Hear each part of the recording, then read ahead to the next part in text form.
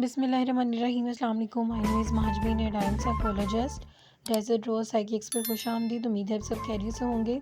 आज हम जिस डिसऑर्डर के बारे में डिस्कस करेंगे वो है सिलेक्टिव म्यूटिज़म, जो कि एक टाइप है एंजाइटी डिसऑर्डर की। इसके अलावा हम एंजाइटी डिसऑर्डर को ब्रीफली डिस्कस कर चुके हैं और इसकी टाइप्स को भी डिस्कस कर चुके हैं।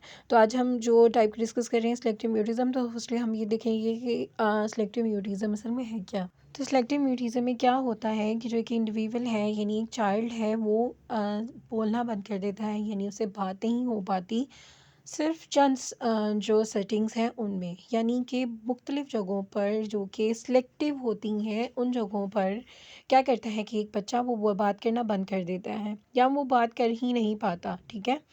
तो हालांकि अगर दूसरी तरफ देखा जाए, फॉर एग्ज़ाम्पल कि एक स्कूल है उसके अंदर एक बच्चा बात नहीं कर पा रहा, बिल्कुल बात नहीं कर रहा, ना वो पार्टिसिपेट कर रहा है, ना वो किसी के साथ फ्रेंडशिप कर रहा है और ना ही वो टीचर्स को रिस्पॉन्स कर रहा है, लेकिन उसकी दूसरी साइड पे अगर बच्चा वही बच्चा घर पर है तो उसको कोई प्रॉब्लम नहीं है, वो अपने पेरेंट्स के साथ बहुत अच्छे तरीके से बात कर रहा है और वो नॉर्मल बच्चों की तरह दिख रहा है। ठीक है। तो इसका मतलब ये है कि जो बच्चा है वो डिफरेंट और सिलेक्टिव जो सेटिंग्स हैं उनके अंदर वो म्यूट हो जाता है, वो बात करना बंद कर देता है, तो बच्चे के अंदर ये कॉम्प्लिकेशंस आती हैं, तो फिर हम उसको डायग्नोस कर सकते हैं कि ये सिलेक्टिव म्यूटिज़म है।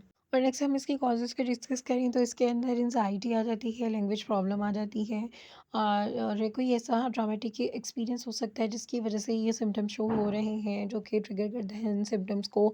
इसके अलावा फैमिली हिस्ट्री भी हो सकती है कि अगर किसी को फैमिली में ये इश्यूज़ हैं तो इस वजह से भी हो सकता है। पुअर फैमिली रिलेशनशिप्स भी हो सकते हैं, डिप्रेशन हो सकती है, शाइनेस हो सकता है, ऑटिज़म हो सकता है, कोई फोबिया हो सकता है। तो इस तरह बहुत सारे कॉजेज़ हैं जो कि ट्रिगर करते हैं सिलेक्टिव म्यूटिज़म को।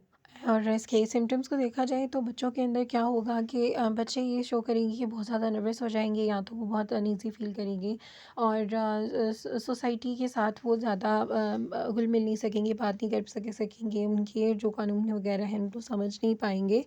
तो या बहुत ज़्यादा रूड हो जाएंगे, बहुत ज़्यादा बदतमीज़ी करेंगे, या फिर वो बहुत ज़्यादा चिपकू जैसे बच्चे हो जाते हैं वो हो जाएंगे, बहुत शाय हो सकता है। उनके सिम्टम्स में ये शो कर सकते हैं बहुत ज़्यादा शाइनेस आ गई है। इसके अलावा वो क्या कर सकते हैं कि वो बहुत ज़्यादा टेंस फ़ील कर सकते हैं, या आप ऑब्ज़र्व कर सकते हैं कि बच्चे बहुत ज़्यादा टेंशन में होंगे और ये हो सकता है कि बहुत ज़्यादा वो अग्रेसिव उनका बिहेवियर हो जाए, बहुत जल्दी गुस्सा आ जाए, या फिर वो स्कूल से घर आए हैं तो वो बहुत ज़्यादा गुस्से के साथ बिहेवियर शो करें और बहुत बदतमीज़ी करें। और हो सकता है कि पेरेंट्स अगर उनको कोई क्वेश्चन करें तो उनके क्वेश्चन पे उनको गुस्सा आ जाए, तो वो उनको उनका जो बिहेवियर है वो पेरेंट्स के साथ अच्छा ना हो। तो ये सब कुछ बच्चा शो करता है सिलेक्टिव म्यूटिज़म में। और इसके अलावा देखा जाए कि अगर जो बड़े हैं उनके अंदर, जो अडल्ट हैं उनके अंदर क्या सिम्टम्स शो होंगे कि उनके पास जो टाक है, जो बात करने की वो जो स्पेसिफिक सिचुएशन में है वो उसके अंदर बात बिल्कुल नहीं कर पाएंगे। ठीक है। जो उनके पास जैसे कि वर्क प्लेस हो गई या फिर उनका जो घर हो गया या कोई मेहमान आ गया, तो उसके सामने वो जो स्पेसिफिक सिचुएशंस हैं उनमें वो बात नहीं कर पाएंगे। ठीक है। उनके पास अल्फाज नहीं होते कि वो कैसे इसको एक्सप्लेन करें, उनको वो सब एम्बेरसमेंट में सब कुछ उनको भूल जाता है। इसके अलावा उनकी जो चेंज होते हैं उन हम ऑब्ज़र्व कर सकते हैं कि उनके जो फेशियल एक्सप्रेशंस हैं, यानी उनके फेस के जो एक्सप्रेशंस हैं वो चेंज होने लग जाएंगे, वो अनकम्फर्टेबल फ़ील करेंगे सेटिंग्स में, अदर सेटिंग्स में। ठीक है। बहुत ज़्यादा वो शाइनेस फ़ील उनकी जो शो करेंगे, बहुत ज़्यादा शर्माएंगे। ठीक है। और फिर वो सोशल एम्बेरसमेंट फ़ील होगी उनको, रिजेक्शन की, वो ये कहेंगे, उनको ये खौफ रहता है कि अगर हम कोई बात कर देंगे तो हमें हमें लोग ये ना बोल दें, ये ना बोल दें अगर उन्होंने हमें रिजेक्ट कर दिया। ठीक है। तो इस बारे में उनको बहुत ज़्यादा खौफ रहेगा। फिर क्या होता है कि वो अगर तो वो बात करेंगी तो वो नॉन वर्बल कम्युनिकेशन का जो मेथड ना वो इख्तियार करेंगी, या तो उन जैसे कि पॉइंटिंग, नोडिंग या राइटिंग। तो इस तरह से वो कंजर्वेशन करेंगे। और या फिर क्या होगा कि वो अपनी फैमिली और अपने फ्रेंड से कहेंगे कि वो उनके बिहाव पे ना ये वाला मसला सॉल्व करें, या उनके बिहाव पे बात करें पब्लिक से, या किसी भी सिचुएशन में लोगों से उनके उनके लिए बात करें, वो अपनी फैमिली या फ्रेंड्स को बोलेंगे। ठीक है। या फिर इनको डिफ़िकल्टी होती है बहुत ज़्यादा नई रिलेशनशिप बनाने में, या फिर प्रोफेशनल लाइफ को गुजारने में, यानी कि कोई जॉब वगैरह करने में उनको बहुत ज़्यादा डिफ़िकल्टी फ़ील हो रही होती है। इसके अलावा क्या होता है कि उनका जो बिहेवियर है बहुत ज़्यादा रूड होता है, कंपल्सिव बिहेवियर शो करते हैं, अनएक्सपेक्टेड टेम्पर, यानी कि उनको जो तवक्को नहीं होती, जिस बात पे गुस्सा आ जाएगा तो उनका वो गुस्सा बहुत ज़्यादा हाई चला जाता है, फिर बहुत ज़्यादा टेंशन में होते हैं। नेगेटिव जो है वो डिस्ट्रॉइड जो परसेप्शंस है वो उनकी होती हैं, यानी कि वो बहुत नेगेटिव सोचते हैं।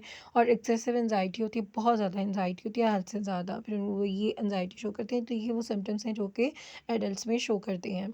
और नेक्स्ट हम इसकी ट्रीटमेंट को देखें तो इनकी एंजाइटी को कवर करने के लिए इनको सिखाया जाता है कि माइंडफुलनेस जो थेरेपी है वो दी जाती है, रिलैक्सेशन टेक्निक सिखाई जाती हैं कि जब इनको कोई ऐसा इशू हो तो वो कैसे खुद को रिलैक्स कर सकते हैं। इसके अलावा करेक्ट ब्रीथिंग टेक्निक्स हैं वो सिखाई जाती हैं। और डाइटरी एडजस्टमेंट और exercise, learning to assertive, building self esteem. और कॉग्निटिव थेरेपी अप्लाई की जाती है, एक्सपर्ट थेरेपी अप्लाई की जाती है। स्ट्रक्चर प्रॉब्लम सॉल्विंग, यानी कि वो अपनी प्रॉब्लम को कैसे सॉल्व कर सकते हैं, अगर वो कोई ऐसी सिचुएशन में फंस जाएँ तो फिर वो कैसे अपनी सिचुएशन से बाहर निकालें और कैसे उस मामले को सॉल्व करें। और इसके अलावा उनको मेडिकेशन दी जाती है और सपोर्ट ग्रुप उनके हैं जो ज्वाइन करवाए जाते हैं। और आज के लिए इतना ही। इसके अलावा आपको कुछ ना समझ आए तो आप कमेंट सेक्शन में पूछ सकते हैं। वीडियो को लाइक करें, शेयर करें, चैनल को सब्सक्राइब करें ताकि आपके पास मज़ीद इन्फॉर्मेटिव वीडियोस आती रहें। इंशाल्लाह नेक्स्ट वीडियो में हम इसके डायग्नोस्टिक क्राइटेरिया को डिस्कस करेंगे। दुआ में याद रखिएगा। अल्लाह हाफ़िज़।